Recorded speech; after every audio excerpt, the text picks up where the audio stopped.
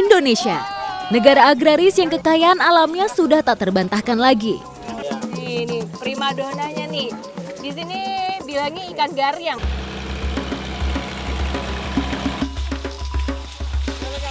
Dari atas lori kita bisa lihat perkebunan kanan kiri dan ditarik menggunakan sapi. Sepasang sapi itu bisa narik sampai 6 ton loh. Melimpahnya hasil sungai, sawah, hingga perkebunan mendatangkan berkah bagi masyarakat saat musim panen tiba. Berpadu dengan tradisi dan kearifan lokal, panen hasil alam menjadi rangkaian cerita petualangan yang enggan untuk terlewatkan.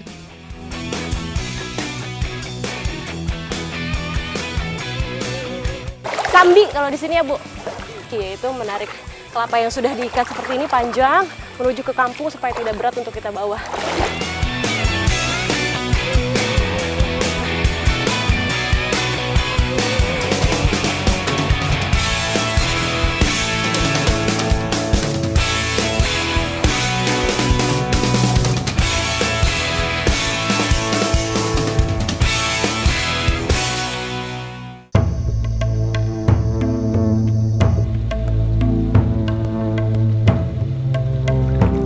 Bagi masyarakat di Sumatera Barat, sungai adalah berkah alam modal untuk kepentingan sosial.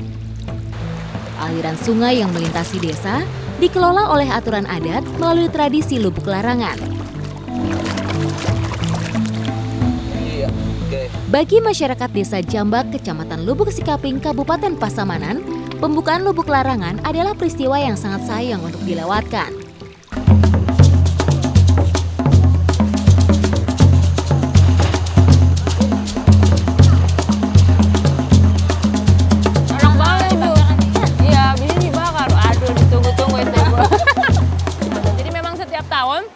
Masyarakat di sini ada sungai-sungai tertentu sengaja untuk tidak diambil ikannya.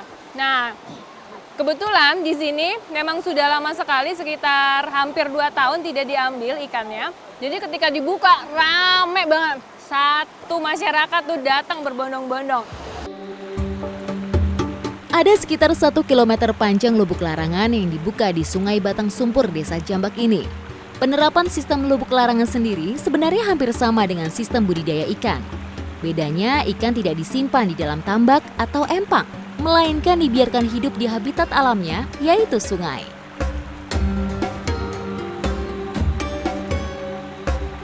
Ada sebuah ketetapan bersama, di mana sungai yang diberlakukan lubuk larangan tidak boleh diambil ikannya sampai batas waktu tertentu.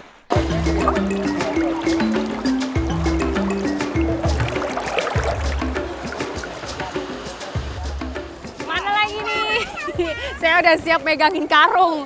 Tapi ini ternyata nggak semua orang yang bisa ngambil, tidak bisa sembarangan. Karena memang sungai ini kan atas kepemilikan masyarakat Caniago. Jadi yang boleh ngambil hanya warga Caniago. Nanti setelah udah terkumpul semua, baru dibagi. Masyarakat mempercayai jika ikan diambil sebelum waktunya dibuka, maka dia akan mengalami kesialan, bahkan kematian. Inilah sebabnya masyarakat di sini hanya akan mengambil ikan pada masa-masa tertentu, seperti saat pembukaan lubuk larangan ini.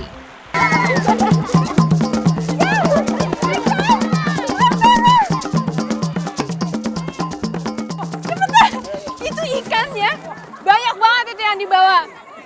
Sampai 4 orang, 5 orang keberatan bawanya. Ya ini dia, ini dia.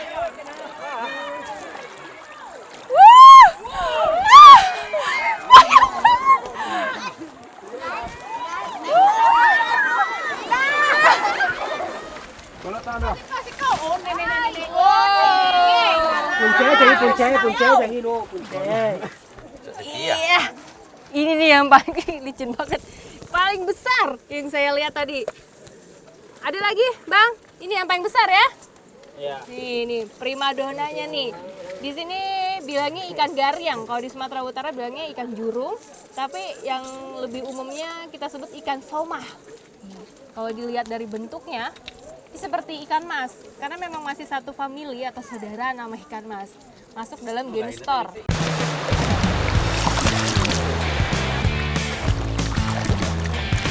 Jenis ikan yang dipanen di sini adalah ikan tor atau ikan semah.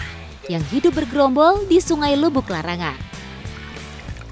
Ikan semah atau warga setempat menyebutnya ikan gariang merupakan ikan yang hidup di setiap sungai berarus deras dan berbatu di Sumatera. Spesies ikan ini banyak diburu oleh masyarakat karena dikenal akan rasa dagingnya yang enak.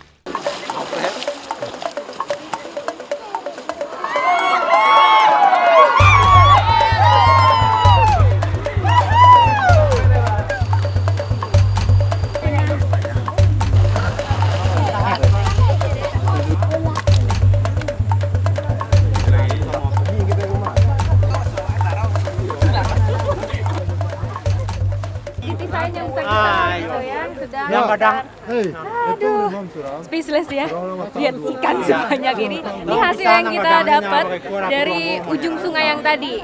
Bayangin dong kalau 1 kilo sungai atau lubuk larangan ini dikumpulin ikannya, pasti bisa berlipat-lipat hasilnya. Nah ini dipilah-pilah, dipisah-pisah, masing-masing pasti kebagian, tiap kakak dapat.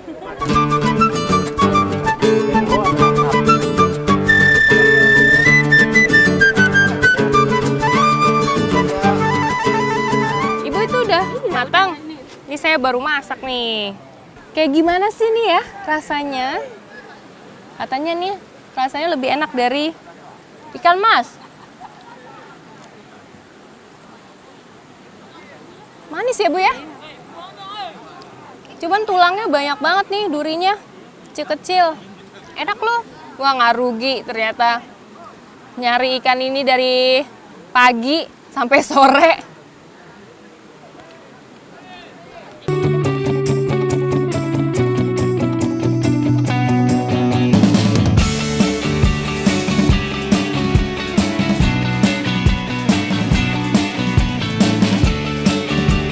Negeri tropis yang dianugerahi kekayaan alam begitu melimpah, itulah Indonesia. Karena kesuburan tanahnya, sebuah pepatah lama bahkan menyebutkan tongkat dan kayu pun bisa menjadi tanaman. Sejak dulu, berbagai hasil alam Nusantara menjadi komoditas unggulan yang mewarnai pasar dunia.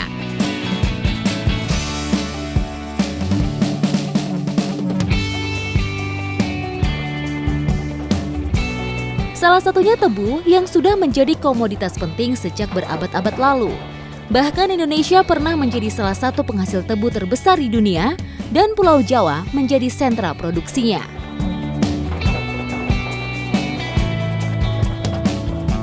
Hingga kini, perkebunan tebu di Pulau Jawa masih memegang peranan penting dalam produksi gula nasional, walaupun gula Indonesia tak lagi mendunia.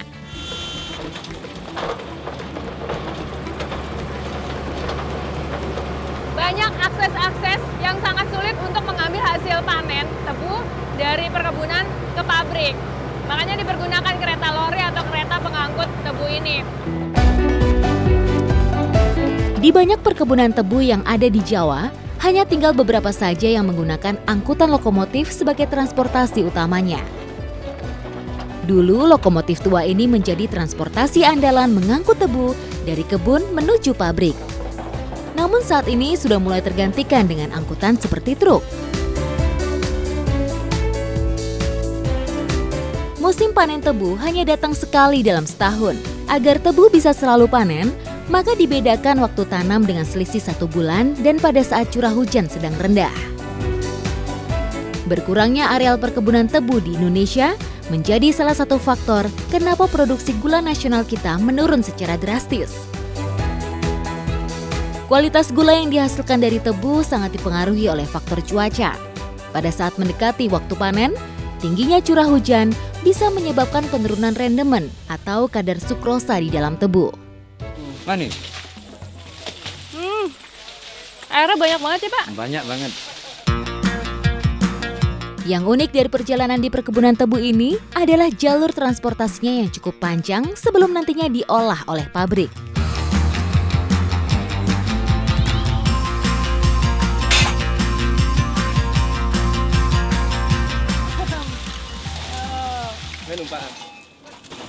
Nanti kalau udah nyampe di tengah-tengah, diisi sama tebu-tebu, diangkut keluar menggunakan sapi ya Pak? Pakai sapi. Setelah itu baru dilanjutin pakai lokomotifnya.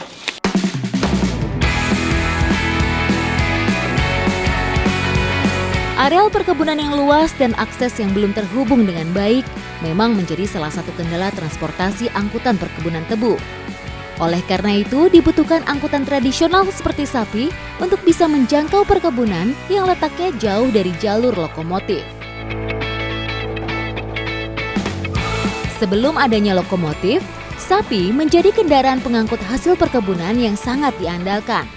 Dari atas lori kita bisa lihat perkebunan kanan kiri. Nah, ini lori yang di tengah-tengah perkebunan yang sudah dibawa ke jalan utama dan ditarik menggunakan sapi. Sepasang sapi itu bisa narik sampai 6 ton loh. Setelah semua lori terisi, batang-batang tebu ini akan langsung dibawa menuju pabrik untuk diolah menjadi gula. Dalam satu hari, satu lokomotif 2 kali mengangkut hasil dari kebun. Menyusuri jalur moda transportasi angkutan tebu ini menggambarkan proses panjang pengolahan dari tebu menjadi gula.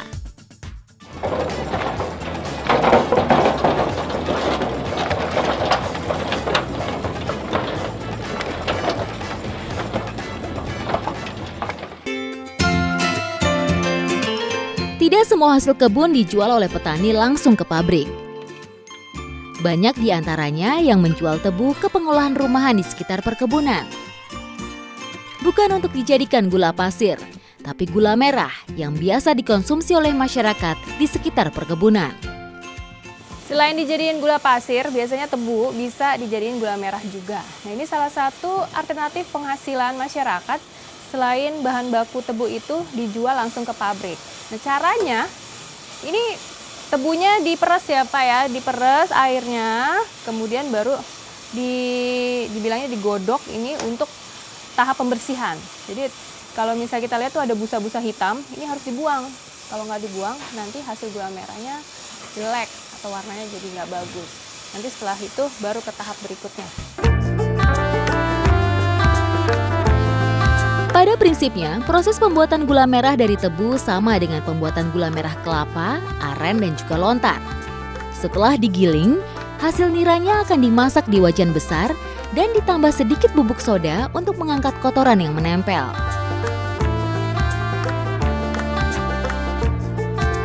Penguapan dilakukan secara bertahap, dengan memindah nira dari satu wajan ke wajan lainnya yang disusun secara berderet sampai niranya menjadi kental.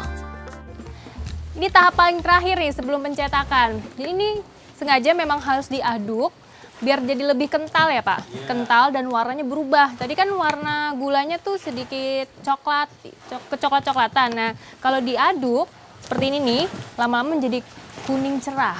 Nah, nanti kalau udah kentalnya, udah bagus warnanya juga, baru ke proses selanjutnya. Ke sebelah sini, pencetakan.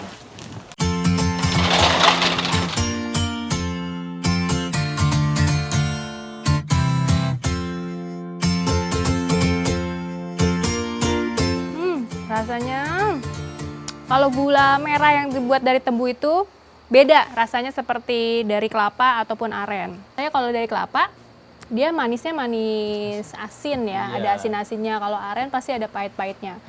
Kalau yang dari tebu manisnya ini manis banget. Kalau orang Jawa dibilangnya legi ya, legi rasanya.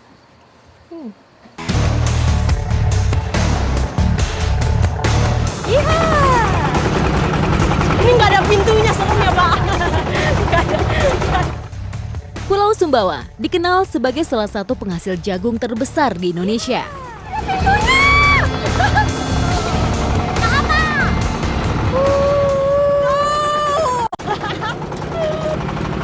Ini rasanya memang kayak off-road sih, tapi ini saya sama Bapak lagi mau menuju ke kebun ladang di sana di depan, itu untuk panen jagung. 5 tahun terakhir, demam jagung sedang melanda Pulau Sumbawa. Tak terkecuali di Desa Ongko, Kecamatan Tarano. Di dataran tinggi, hampir semua lahan dialihfungsikan menjadi kebun jagung. Tanaman asli Meksiko ini ternyata sangat cocok dengan kondisi tanah dan iklim Pulau Sumbawa.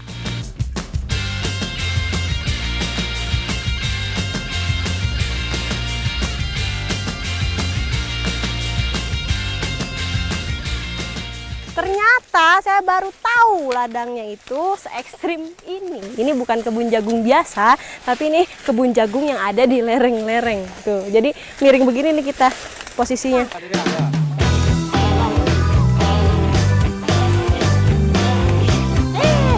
Lagi. Oke.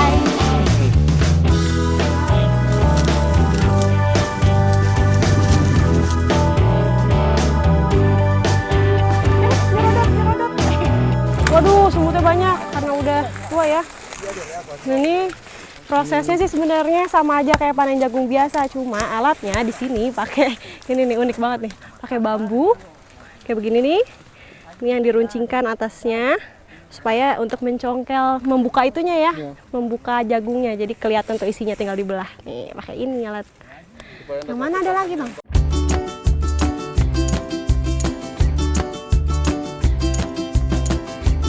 Jagung merupakan primadona baru di Pulau Sumbawa. Harga jualnya pun sangat menjanjikan. Tak heran masyarakat menjadikan tanaman jagung sebagai pertanian utama.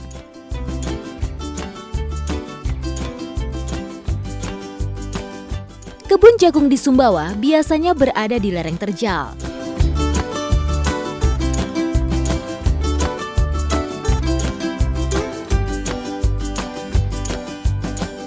Ini habis jagungnya dipetik, dimasukin karung, terus dibawa ke bawahnya nggak dipikul, tapi pakai alat nih kayak tali, jadi kayak flying fox. Jadi si jagungnya ini dimasukin karung, nanti diikat di sini, ntar turun ke bawah. Nah di bawah sana udah ada yang nunggu. Nah nanti di bawah itu ada kandang untuk menyimpan jagungnya. Tuh di sana tuh orang-orangnya. Ada berat, Bang. Yo, jagung aja main flying fox. Nih. Berat gak? Ah iya, dan beratnya juga harus diukur. Kalau terlalu berat nanti talinya putus. Lepas. 1, 2, 3. Jika hanya mengandalkan tenaga manusia untuk panen dan pengangkutan, pastinya akan memakan waktu yang tidak sebentar.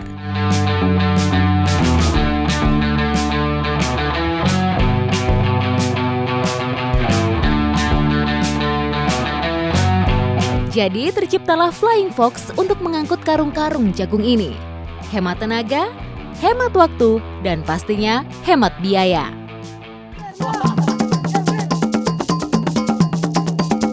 Bisa dilihat dong. Nih kayaknya di bawah sana itu juga ramai. Jadi saya mau pindah dulu ke bawah, mau ngerasain nerima jagung senangnya kayak apa sih. Ayo Bang, sangkutin Bang, tarik Bang. Saya udah, oh nggak bisa ya, nggak bisa, putus talinya.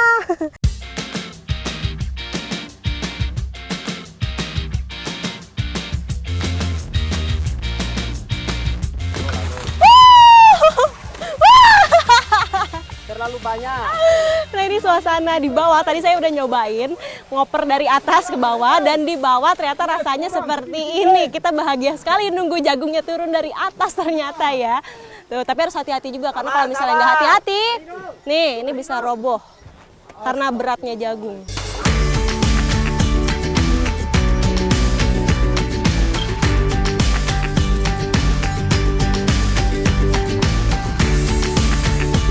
Jagung akan disimpan di dalam kandang hingga kering sempurna sekitar 1 minggu.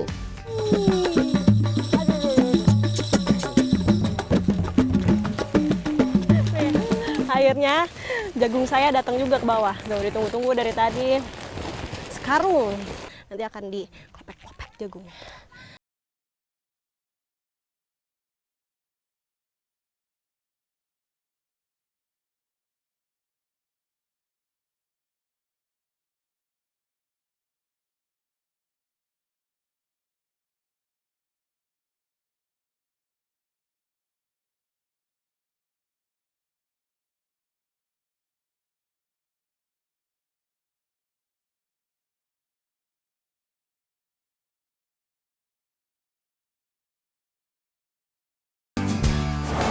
Karena di Sumbawa ini sudah banyak sekali kebun jagung, udah gak zaman lagi untuk kupil si jagungnya pakai tangan, tapi pakai mesin kayak di belakang sana.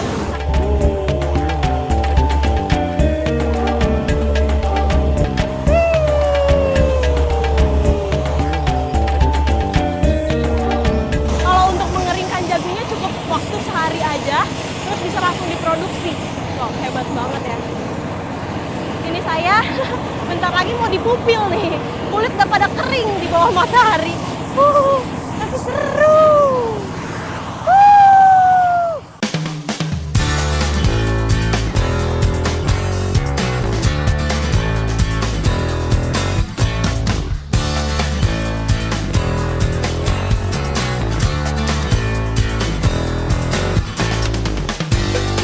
Di Sumbawa, masyarakat mengenal tradisi bersyukur menyambut musim panen. Wujudnya berkumpul bersama, bertukar cerita, sambil mengolah makanan khas. Nah, biasanya kalau di Sumbawa lagi musim panen, ada tradisi namanya basiru. Basiru itu semacam gotong royong untuk panen dan juga untuk menanam lagi nanti kembali. Nah, di dalam basiru itu ada yang namanya nimung rame. Nah, ini saya lagi menyiapkan alat-alatnya untuk nanti makan-makan bareng. Nimung rame itu artinya makan bersama rame-rame.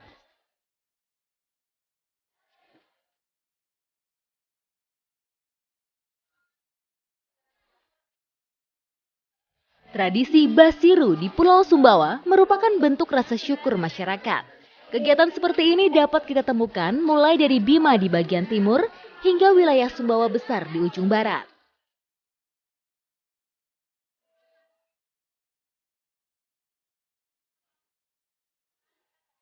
Basiru selalu ditandai dengan memasak olahan khas bernama nimung atau timung, yakni olahan dari beras ketan yang dimasak dalam bambu. Sehingga muncullah istilah nimung rame. Karena kegiatan ini selalu dilakukan secara massal.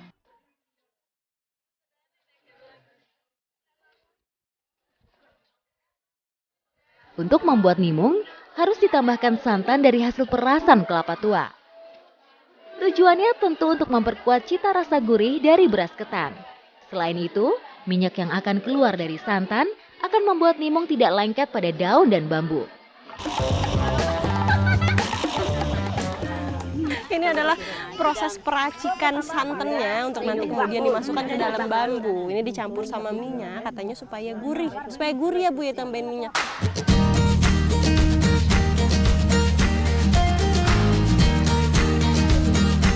Unik nasi lemungnya nggak cuma dimasukin ke dalam bambu, tapi ditutupnya pakai bekas perasan si santannya tadi nih, pakai kelapa.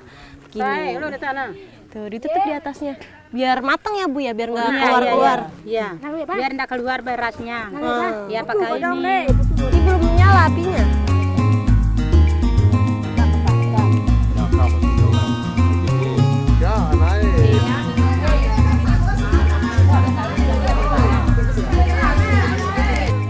Nah, ini udah masuk ke proses pembakaran dari nasi limbung. Nah, ini membutuhkan waktu sekitar 2 jam. Nanti akan berubah warna menjadi hitam memang ya.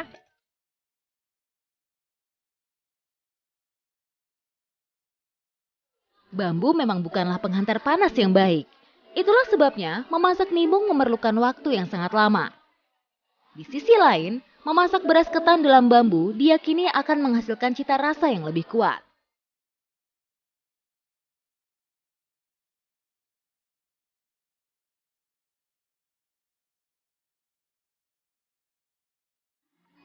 Ini karena arah anginnya berubah jadi ke sini, apinya semakin besar.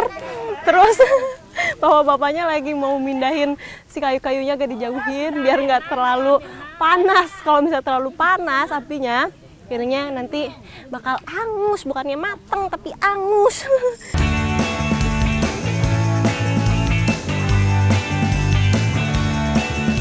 Oh, udah panas. Ini udah panas api, ditambah panas matahari. Jadi memang ganti-ganti personilnya untuk ngangkutin bambunya ini. Aduh.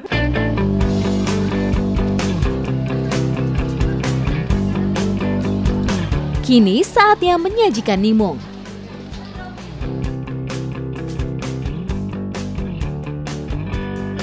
Sajian potongan nimung diiringi dengan kuah kaldu yang telah dimasak.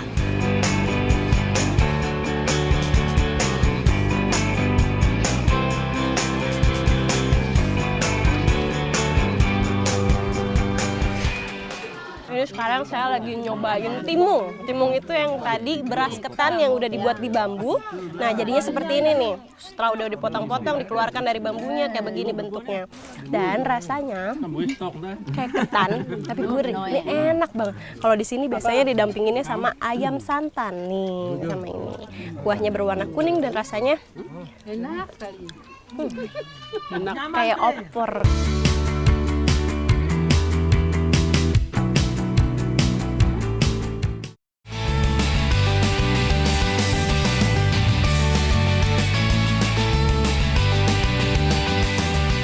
Hari ini saya mau panen buah yang menjadi komoditi terbesar di Desa Peniti, Kalimantan Barat. Mau tahu seperti apa? Tetap ikuti jejak saya, Jajak Petualang. Pohon kelapa tumbuh lebih cepat di daerah pesisir karena sinar matahari yang berlimpah. Kelapa mulai berbuah saat pohon usia 3-4 tahun. Masa produktifnya bisa mencapai usia 40 tahun.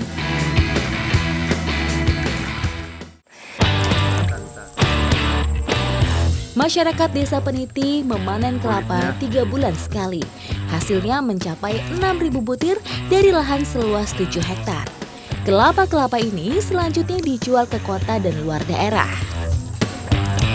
Ada satu kebiasaan untuk masyarakat di sini, kalau habis panen, dibawa ke kampungnya tidak digotong, melainkan dibawa ke sungai, bawanya pun diseret, begitu Bu?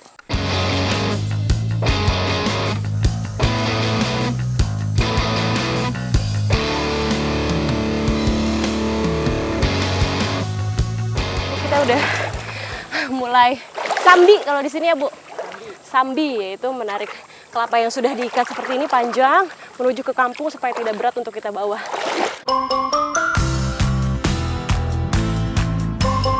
Ini sebenarnya tidak capek untuk ngangkut kelapanya, tapi ini capeknya melangkah di sungai yang dalamnya ini lumpur. Jadi kakinya lumayan berat untuk angkat. Dan biasanya kalau misalnya lagi kelapanya banyak, panen besar, itu panjangnya bisa mencapai 1 kilo lebih.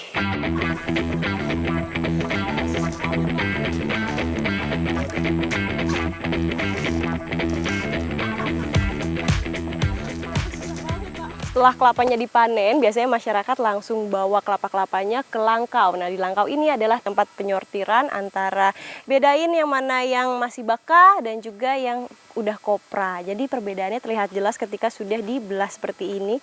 Kelihatan dari kulit dalamnya, ini serat-serat bagian dalamnya. Kalau misalnya kopra warnanya coklat tua seperti ini. Tapi kalau misalnya baka atau masih muda, nah ini warnanya agak lebih muda.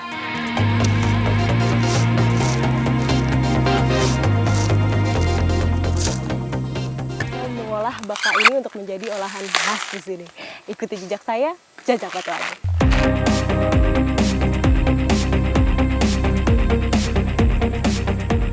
Nah, kelapa bakanya yang tadi sudah kita ambil ini mau langsung diolah menjadi inti kelapa pedas. Dari namanya aja udah bikin saya penasaran. Inti atau daging kelapa diparut agar mudah menyerap rasa bumbu. Sesuai namanya, inti kelapa pedas, maka cabai pun harus banyak.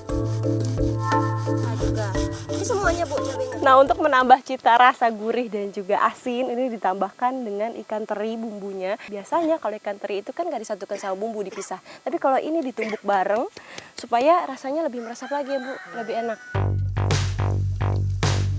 Semua bahan kemudian ditumis dengan tambahan serai dan daun jeruk supaya aroma semakin menggugah selera.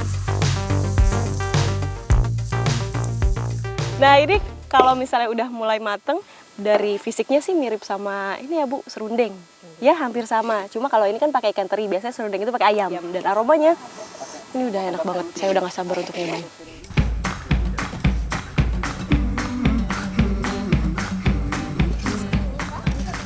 Semuanya sudah pada siap, hidangannya juga sudah tersedia, tinggal kita makan aja. Udah pada ganti baju juga, udah pada lapar ya Pak.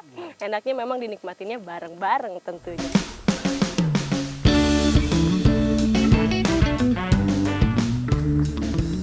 Gurih, ada pedasnya sedikit, dan kalau di sini memang disajikannya bareng sama pulut. Nah, ini adalah nasi pulut. Ini enak banget dicocol, terus ditempelin seperti ini ya caranya. Nah, ini langsung. Nikmat banget, nyaman kalau di sini. Nyaman itu enak. Enak. Inti kelapa pedas.